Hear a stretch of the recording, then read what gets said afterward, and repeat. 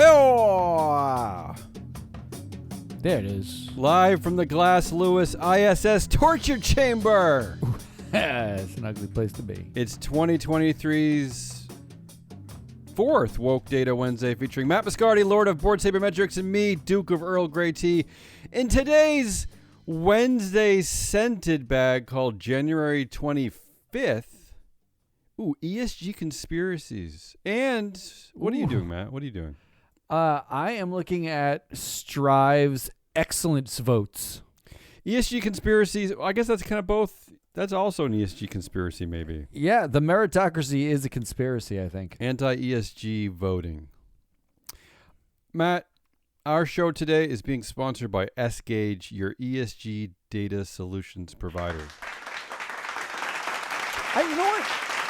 I wonder if the audience is clapping because we have a sponsor or because it's S-Gage. Later in the show, Paul Hodgson of S-Gage will come to the studios and say something. Oh, he's coming again? He's going to be Yes, he'll be in here. So for do those of you... do the thing he did last time where he like walks in, says the thing, walks out. For those of you who are here only for Paul Hodgson, just stick around. Just wait. Yeah, you got to wait for... Don't fast forward. Wait. That's correct. Here we go. Ready? I was born ready, so let's... You're not going to like my segment. Let's do this thing. That might be the appropriate music. I mean, it is a ridiculous day. In honor of the doomsday clock moving forward once again, Matt, we are now at 90 seconds to midnight. I mean... Whatever. Where haven't we been that? In honor of my depression, I decided to take the bait, and I just dove into anti-ESG conspiracies. I just want to... I haven't really been to Twitter for months. I signed on yesterday through our company. Yeah, we have has a Twitter account because I deleted my personal account because I don't like it. So it was not a great experience. Well, ever since Emma Lurking left the show, no one has signed into any of our social media accounts for good reason. I know. Here we go. You're talking about Vivek later. You're talking about Vivek Ramaswamy's company Strive Assets. So this is just a coincidence, honestly. But he's our big fun anti-ESG guy. So we're probably the only ESG research and data provider that talks about this. So let's talk about it. We're also probably the only one who has a show that he's come on. He's been on our show. Not only has he come on it, but Vivek, I know you're listening, or at least your people are listening. I defy you after hearing Matt's segment later to not become a client of ours. How could you not use our data if you're trying to? No, stop it. No, I'm actually serious. All right, come on. Here we go. This is from Twitter. Vivek started the conversation. He said, I've traveled the country to meet with state pension funds, treasurers, and corporations. It is staggering how much influence BlackRock and ISS have wielded over these institutions. They capture the system in red and blue states alike. Time to bring new alternatives to the table. Matt, we're an alternative. Is he talking about us? He's talking about us. We are a data-driven alternative to them. One user replies, ISS and Glass Lewis are the worst. Is that you think the worst? Ouch. Really, out of everything that we cover that's covered in our world? They're the worst. Yeah, no. And then he says, what even are they? Again, this is the anti-ESG world. So for all you ESG professionals and analysts listening, I mean, I know you don't want to have this conversation, but maybe you secretly do. You at least got to know what's going on. You seriously need to know that they don't know what you are, but they hate you anyway. He says they owe duties to no one, but tell their clients who are institutional investors too lazy to figure out how to vote themselves, how to vote the shares those investors hold as fiduciaries for their clients. Matt, none of that is really accurate, but do you really want to get into it? I mean, it's a little accurate. No, they're not telling anyone how to vote. Correct.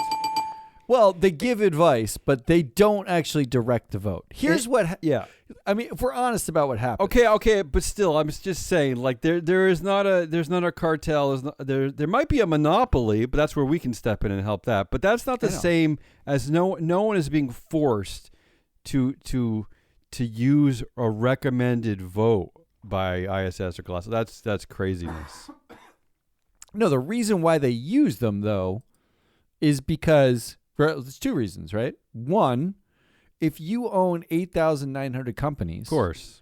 and there's an average of 9 directors on every company board, and you Not have to mention votes, shareholder proposals, and then I'm not even counting them, Yeah. and then you have votes that say 60% of them, because some of the votes you don't have real votes, or it doesn't really matter.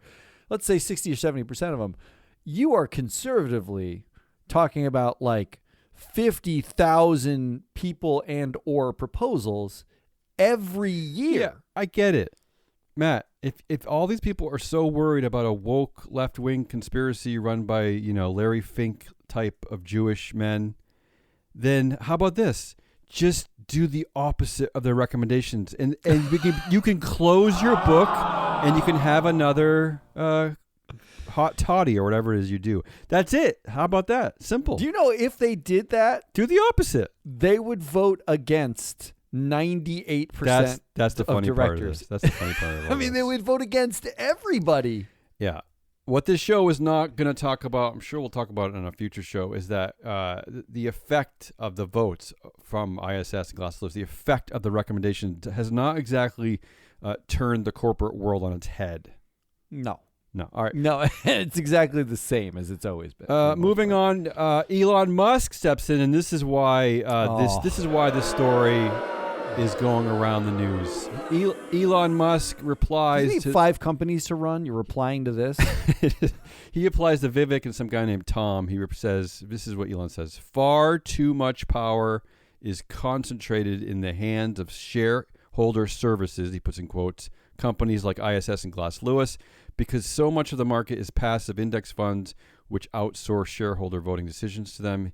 He says ISS and Glass Lewis effectively control the stock market. See, this is where the conspiracy theory, this is how all great conspiracy theories leap, right? By using the word control and just making up facts, right? This is where it gets going. I love that idea. I mean, I didn't realize that the nerds at Glass Lewis were controlling the entire stock market. Controlling the stock market. Controlling them. Yeah. Wow. Okay. Now, here's where Vivek jumps back in, and I'm a little disappointed here because I thought that Vivek was really, I thought that our conversation was a natural one, but I guess he's ready with talking points constantly. He's triggered always in the same direction. His first reaction, Matt, to Elon's reply is this: Elon, what are you going to do when they propose a racial equity audit at Tesla? Oh, he is absolutely fixated on the race. He's like Bates race wars. I don't get this. He didn't even mention gender or race anywhere in the thing. Like, it didn't even come up. He says the ESG cartel is gonna force it on you, essentially. Yeah. So so they're ramping up the language. This is like the language of conspiracy nuts. No, Vivek, you talk to us. Do we seem like a cartel to you? Like, I do, or maybe Matt does. What version One of of the us. cartel are we?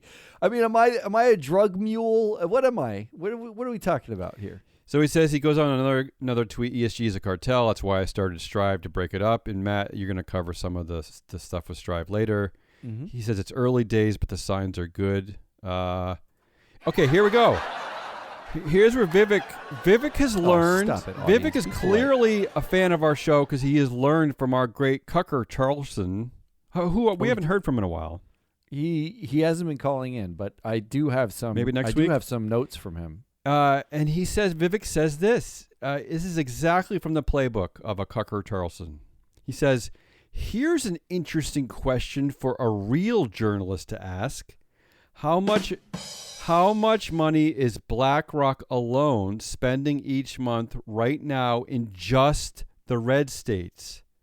The answer will probably shock most Americans and reveal how badly rigged the pension fund game is. Wait, what does that mean? What is that? I don't know. What is He what is drops even it. talking about? There are people who reply saying things like, "Are you going to tell us the answer?" And of course, he just drops this.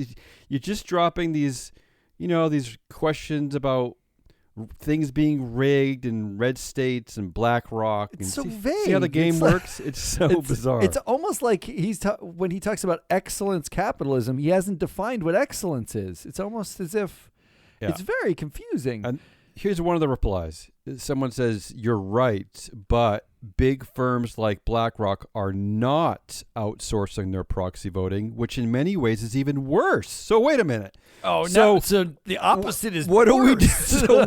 What do we do? And then he says, consolidation of corporate policy and thereby social policy under people like Larry Fink.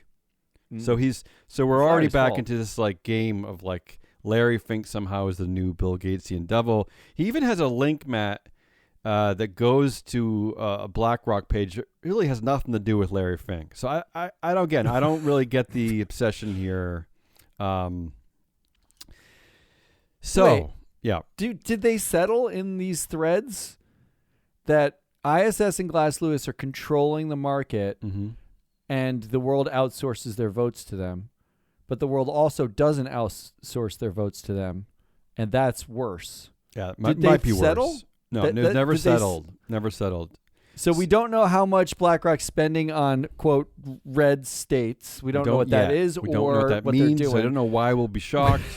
We don't know whether or not they are or are not outsourcing their votes, and which one would be worse if they were doing one of them. All I do know is this, is that every once in a while, I read through all these threads and replies, every once in a while someone posts a picture of Larry Fink. I don't really know why. Calm down. Okay, audience. so one user asks, like so many other areas, we need bring back decision making to the individual, right? And then someone responds, it's not that easy, because if you buy, this is to your point, if you buy $1,000 of a fund that has 500 different stocks, blah blah blah blah, you get the point, right? Yeah. Matt, nobody liked that reply. Nobody hearted that one. But I mean, the guy is right. Like it's just how do you? I mean, other than asking us, because we'll help you. Look, I love a good conspiracy theory. Yeah, but I would love more any solutions here. And Strive puts itself out as a solution, right?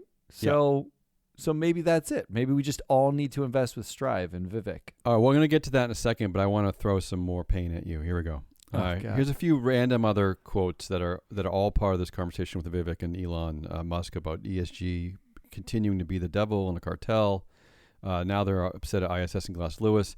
Someone says, to make matters worse, ISS is owned by the Germans. So socialist Germany controls the votes of most U.S. shareholders and therefore the boardrooms of U.S. companies. I was going to go with the Nazi angle. They didn't go with Nazis. They went with socialists. Well, they were the Nazis were. They're the National Socialist Party. Yeah. I know, but like I think they're talking about socialist Germans, like as in like they provide universal health care kind of thing, right? How about this comment, Matt? This is where it gets a little weird when you think about Elon Musk's pay. Here's this statement. They're almost a perfect correlation between the rise of CEO pay and the rise in popularity of institutional investor proxy voting. They didn't realize the irony there? Yeah. Nobody gets it? Yeah. Maybe that was a joke. That seems like a joke post. And then and then we just get into creepy world. If ISS and Glass Lewis aren't eager about protecting the interests of those they're supposed to represent, then they're Wait. Yeah. Who do they represent? They're not elected officials. Well, it says that it could be their interests or some external influences working in the dark with them against the interests of their clients. Why is it always the dark? Why is it everything Why would you want to be? But if you were Glass Lewis or ISS, why would you want to be in the dark? I don't know. Here's the funny thing. Yeah. We actually, but we actually have connections to the people who started ISS. Mm-hmm. Like the founders of ISS and modern corporate governance. The founder of ISS was actually the founder of the first company I ever worked at in the corporate governance field. So, yeah, we know those people. Mm-hmm. At no point did they, A, work in the dark. They always had a light on. right? Yeah, they love lights. They really liked electricity. And B, the founding of ISS was not about like a cartel to control the stock market. No, it's just this really smart business. It was just a guy who realized that there's a lot of data and information and cronyism that's happening on boards that investors should know about. That was kind of it, right? Yeah, yes. Okay, and then before I hand it off, the conversation devolves, of course, into how it's a crime and they're crooks. Who's the crime? Who's the criminal? Glass Lewis and ISS. What's the crime? What did they commit? Perjury? Did it say? Oh, it No. doesn't say. Doesn't say. Oh, here's the outlier comment, and there were hundreds. Here's the outlier comment. I'd say that at Tesla, far too much power is in the hands of the Twitter CEO, and and the board needs to crack the whip and rein him in. There you go. Wow.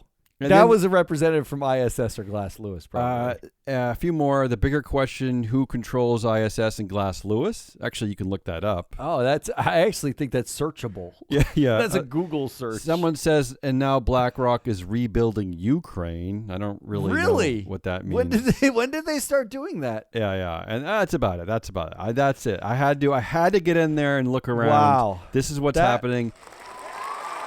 And it's the perfect segue to you, Matt. I didn't know what you were covering, but again, this conversation started with Vivek Ramaswamy and Elon Musk. So you have some information about Vivek's funds. Can I say that was the best conspiracy ESG mashup segment we've ever done by far? Again, Maybe ever done anywhere. Yeah, I didn't make any of this up. This is all from Elon Musk's Twitter. That's a little bit terrifying to me that you didn't make terrifying. any of it up. So let's do some data. Let's find out what tell me what's going on. capitalism looks like. So here's why are you saying excellence capitalism? Because that's what Vivek said. So we called him anti-woke and we said anti-ESG. And he said to us, he doesn't think of himself as anti-anything. He's pro-excellence. Yes, the head of corporate governance at Strive Asset Management, Justin Danhoff, says that Strive's 5 pillars of excellence capitalism guide our decisions as we vote. Yeah. Yep. So this is what I wanted to get into. You're not making that up. We're not making any of that up. That is right from their website. If you're interested in what Vivek and Elon's back and forth about ISS is, for Vivek, we know it's about excellence capitalism. So here's what we did. We looked. Yeah. They had to do some proxy voting at the end of the year. Sure. There were about 150 or so directors up for vote and a couple of shareholder proposals. It's not that they had to, Matt. I mean, they wanted to. They loved to. That's this the is the point. fun part for them. Yeah. So their ETF is structured. They have an S&P 500 ETF. They bought the market, and it's structured that they will vote with their conservative voices of pro-excellence. Mm-hmm. That's the antidote to ISS and BlackRock and Glass Lewis and all that, right? So the antidote is to introduce excellence into the equation. You already did a preview of this, some of the votes. You looked at how they voted versus male and female. Now, Vivek would say, you've reduced this to, I think he would say, the heuristic of a binary gender rather than discussing the meritocracy. Okay? Yeah. Right. What he would say is, what he would be hinting at is that the reason why they're voting against more women is because they don't represent excellence. That's because it's a merit basis. He doesn't come right out and say it, but that's what he always goes to immediately. They are voting on a nearly 2-to-1 against women. Right. Okay. When given the opportunity. Something that we predicted before we even dove into this data, unfortunately. We inferred from that vote that women are less excellent than men. As a result. That's not an inference. I mean, that's like right there. I'm just going to say I inferred. You might have just taken it right out. But I wanted to do a real dive into what pro-excellence means. So here at Board Sabermetrics, unlike Glass Lewis and ISS and Strive, who say a bunch of things but may not have any data or reasons for those. Well, they don't reveal the data they have. Strive does put together a list of a voting guide, but again, it's all. But the voting guide says we will vote against ESG committees. It's basically if you doesn't say why. it's basically if you support ESG, we'll vote against you, or if you're not excellent and you use too much cinnamon, we'll vote against you. There's actually no real hard evidence. And again, they lean on the excellence pillar. They lean on this like idea that that things are either for or against shareholders, but they don't actually ever prove why things are good or bad for shareholders. There's never any proof of that. Never. Well, so this is what I wanted to do, because here at Board Sabermetrics, we built I guess, are we anti-excellence? We're pro-excellence, aren't we? Who is anti-excellence? Well, I don't know, but I don't know how. Why do you even have to say you're pro-excellence? That's like saying I'm pro-breathing. Come on, what are we doing here? If Vivek is uncomfortable with the gender descriptors, do we have to be uncomfortable being pro or anti-excellence? No, he's not going to steal excellence away from the glory of the world. So we are also pro-excellence here at Board Sabermetrics. Yeah. But what we did was we used 5 years of data on over 200,000 directors and 8,900 companies across multiple performance indicators to say whether or not any individual director over all of their tenures at all the companies they sit on performed well, mediocre, or badly. And I want to highlight that. Unlike our friends at Strive Asset, I'm looking at you, Justin Danhoff, and you too, Vivek, we're not triggered emotionally by a debate because we're ESG people. We're actually we have methodologies in place. We're looking at the data. We're not actually triggered. We're not feeling emotional about this. We're just doing our jobs. I'm just telling you what the data suggests. So the thing we built was a measure of influence for every director, and the thing we used it for was to say how those directors perform using empirical data like total shareholder return and return on assets. And we could do it with stuff like carbon and the number of women who work in a place. We could do it with all sorts of things. It doesn't matter because we're pro-excellence. We don't care what the data point is. We are just saying whether someone performed, their return was in the top quartile, the middle two quartiles, the averagey, everybody else did that too, or the bottom quartile against a peer director, a director at a similar firm in similar country. Very simple. It's not that complicated. Here's what Strive did in their vote. You ready? Yeah. About 150 votes on directors, not on proposals, directors. Of those votes, 43 of them were women, 107 or so were men. We already covered the fact that nearly 2-to-1 votes against women. But I looked at specifically TSR, total shareholder return, and ROA, return on assets. Those sound like excellent data points. Yeah, it doesn't feel excellent. Like if you are a capital free marketeer, all about excellence, that is shareholder returns above all else. Yeah. So if you perform if you're a strong performer in that, you are in the top quartile of people returning massive amounts of money to shareholders. And by the way, you're welcome, Strive Asset, because we're actually quantifying your excellence. We're not just sprinkling nutmeg around. Well, here's the problem, because we're also quantifying their lack of data about what excellence is. Okay, but that's on them. Which is a little bit of the problem. Yeah. Because 2/3, 66%, of the directors they voted against were strong or average in TSR in the last 5 years. Okay, so basically sitting in the excellent chair or excellent adjacent. So they voted against. It wasn't even that many people they voted against. Out of the 150, about 19 or 20 of them they voted against. Okay, so we're not talking about huge amounts of people. If you count abstentions as an against, which they pretty much do, right? Yeah, which the ESG analysts do, yes. So then you're talking about 33 out of the 150. Okay. So that's a lot, but it's 33 not directors too that many. they failed to support. They withheld support from. They withheld support from those people, okay? But 2/3 of those people were actually good at being excellent. That's the way I'm going to talk about it. But again, like I read their entire voting proxy guide. They don't have any way of quantifying what excellence means. On the other side of this, though, okay, they voted for 10% of the directors they voted for were weak at TSR, as in they were as bad as it gets at Bottom returns feeders. to shareholders. That's they not were good. They were not great. In fact, Yeah. there were only 5 directors out of the 150 that were weak at both ROA, return on assets, and TSR.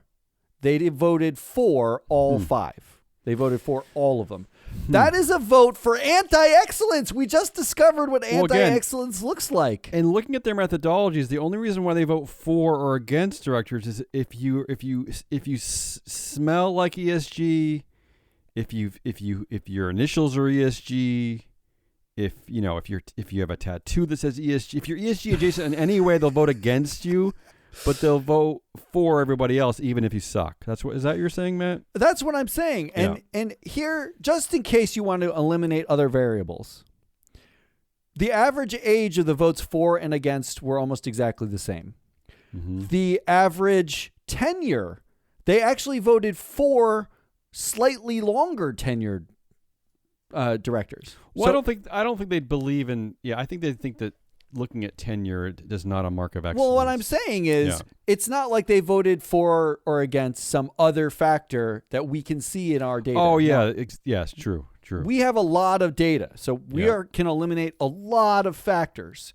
We can eliminate like carbon. We can eliminate like whether you're on a sustainability committee. We can eliminate whether or not you're friends with a guy named Bobby. We can't eliminate how you voted politically. So we can't say that they only chose Republicans to vote for or whatever, but we can eventually. We're just a data set away from that. What we can't tell is why they voted against so much excellence and for so much anti-excellence. That's what I got. That's all I have. That's what I have for you. I hope you're listening. Wait. Oh. Who did You want that? to talk some more? That was Paul, actually. Paul just walked in and hit the Paul. hit the theme music. Yeah, let's let Paul talk before we get out of here. All right, let's let Paul talk. Paul, where are you? Paul, have a seat. Relax. He can do it standing if he wants. No, just sit down. Do you want some tea? I'll get you some tea. Here, just tell us what you He got. comes with his own tea. Hey, Matt, Damien, how's it going? It's good, Paul. Good. How are you? Well, honestly, I make a special effort to come into the studio, and you just sit there staring at me and don't say anything. Oh. I said, how are I don't you? know I why I asked you if bother you wanted sometimes. tea. Well, I go. guess I'll just give you the S-Gauge statistic of the week. Fine.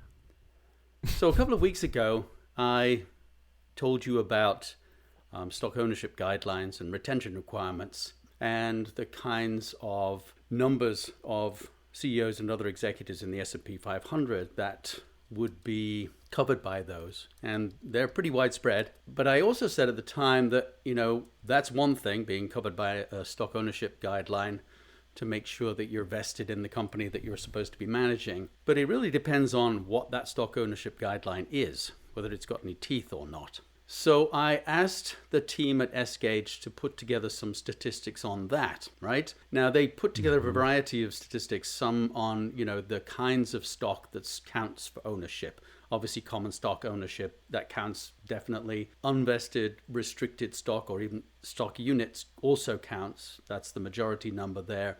And also retirement shares are pretty popularly included in that total amount of ownership for calculating what it is. But I also asked them to say, okay, what's the stock ownership levels, the guidelines, as a multiple of base salary? Because that's typically how it's calculated. And the vast majority of CEOs, for example, 57% this is, so more than half, the multiple of base salary is 6 times base salary.